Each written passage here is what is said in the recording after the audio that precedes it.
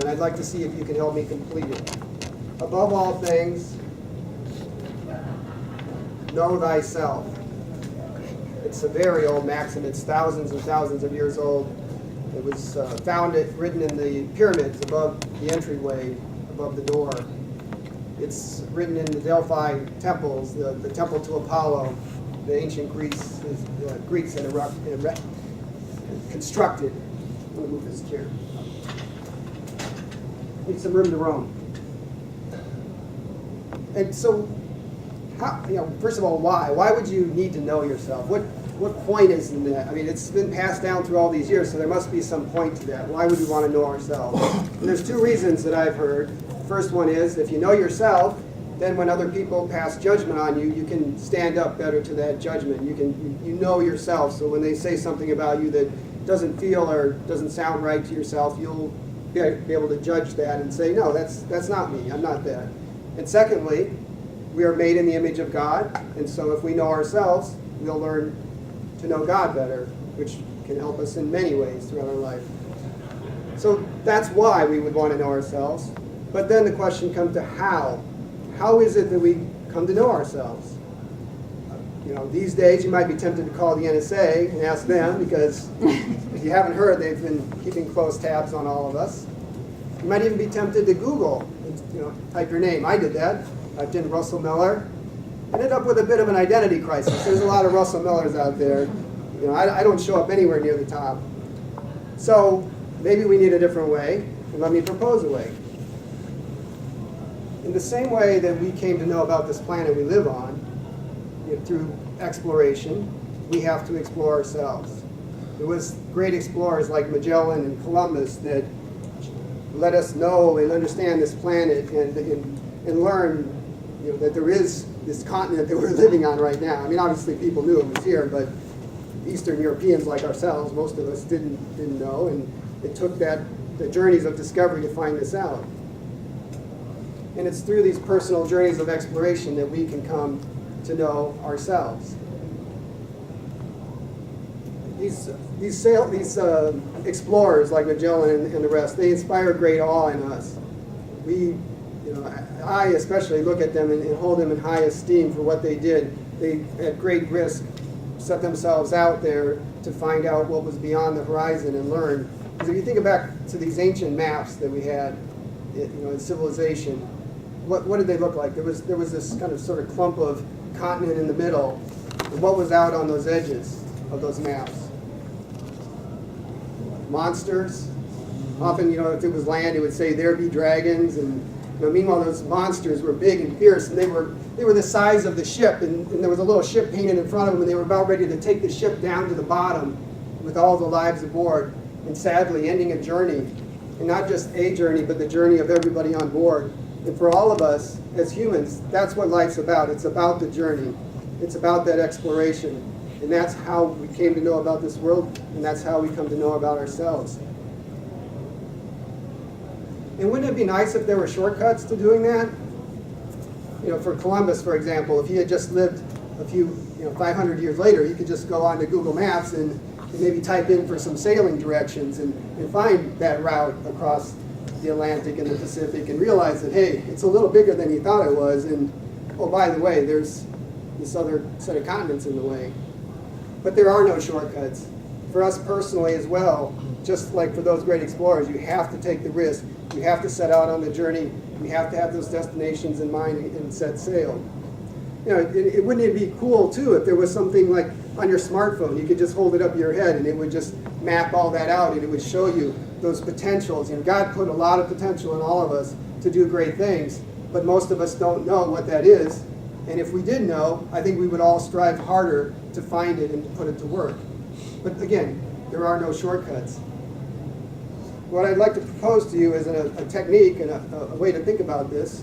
So again, just like with those ancient maps, draw something a little bit similar. I've created one. It's in black and white, so it's not as pretty as it could be. But here in the center, I put Russ's comfort zone. We all sort of have, in our minds, we all sort of have a map like that of ourselves, right? There's that area that we're all comfortable with, the things that we've done. Maybe our parents helped us stretch us out when we're little, they forced us maybe to go do things we weren't comfortable with. But once we become teenagers, we know everything, and we're sure that that's all there is, and we stop exploring. And oddly enough, as we become adults, somehow we do far less exploring.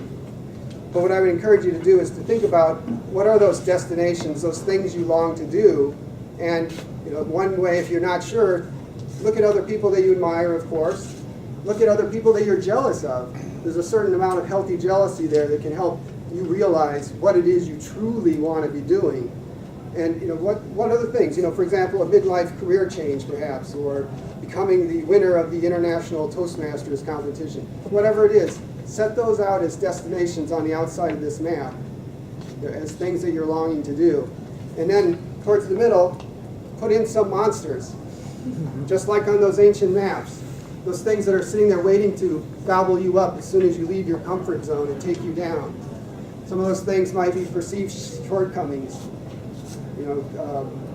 just your lack of confidence, friends' voices that can stop all of us. The voices in our own heads are often the thing that stop us first. When you think about Columbus, and he, over a period of 10 years, he was told no over and over and over again by some of the smartest people of his time, some of the most powerful people of his time. But in the end, obviously, he didn't listen to those voices in his head, and he didn't listen to those other voices. He set out a destination on his map, and he went there, and in the process, learned great things about himself and helped us learn great things about our world and who we are as people.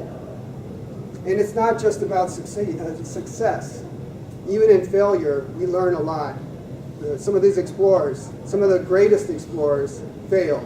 Columbus failed, obviously, we all know, right? And one of my favorites, Sir Ernest Shackleton, I don't know if anyone here knows much about him. This trip on the ship called the Endurance, he had already been knighted. He'd already done some major exploration in Antarctica, but he set out on one more journey to try to cross Antarctica through the pole. They didn't even make it all the way really to the continent. The ship froze in the ice in an early ice flow, and they were trapped there for over a year. 25 men with supplies that were intended to only last maybe a month, but they succeeded. All 25 men made it back. Maybe it had something to do with the 25 crates of whiskey they had. They recently uncovered the 3 remaining underneath the shack down there in Antarctica, which was amazing to me. But nevertheless, that failure taught us, mankind, about the limits of what we can do and about what a difference great leadership can make. I mean, certainly, I would encourage you all to go. There's a number of great books on him. I would encourage you to go read them, and it will definitely inspire you. And that's a big part of my point, is that inspiration that we draw from people like that. And that you, by being an explorer of yourself, you can get that same feeling of awe from yourself by setting out on these journeys of exploration, setting some destinations in mind, setting out on those journeys, and learning about yourself. As for myself, I've been on some of those journeys, and I've depicted them here, like starting a business about 10 years ago. There were definitely some monsters, and I've slain them along the way. It's 10 years. I feel like I've arrived. Doubts about how I was going to take care of my family, the fear of failure. I mean, so often that's the greatest fear, right? I mean, death is one thing, but the ridicule and just having to admit your failed is often a fate worse than death. Other journeys, becoming a business leader, moving into management beyond being an individual contributor. I'm sure there's a lot of you in this room that haven't done that yet and would like to. And I know for a number of years that I stepped back. The opportunities were presented, and the monsters were there, and I was listening and watching those monsters instead of just realizing that it was within me if I wanted it. And it just took me to step out of that comfort zone and start the journey, and the monsters vanished into the mist. They weren't there. They just vanished. Just like on those maps of old. They weren't really there. Just figments of our imagination. Other journeys. Journeys I haven't maybe completed. Being a great father. Being rich enough like Elon Musk to help explore space. Wouldn't that be cool? Being rich enough to help found a university like Leland Stanford or Andrew Mellon and Carnegie. These And the greater the goal, the more you learn about yourself as you strive to reach those goals. Today, I'm completing, as has been pointed out, a journey that I set out on to try to be a better speaker, which is represented here. And you all have been traveling with me on that adventure. Luckily, no one suffered from scurvy or anything like that. We did have to suffer through some less than stellar speeches, and I apologize, but thanks for all the feedback and the criticism as well.